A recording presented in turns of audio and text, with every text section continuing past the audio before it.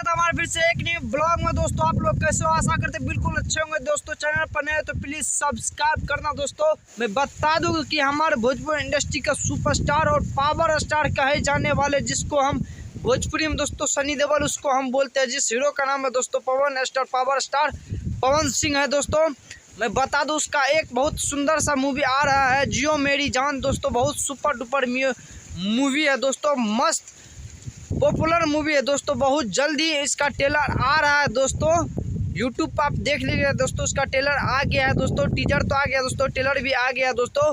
अभी उसका जो लमसम में मिलियन से भी क्रॉस कर गया उसका व्यू दोस्तों।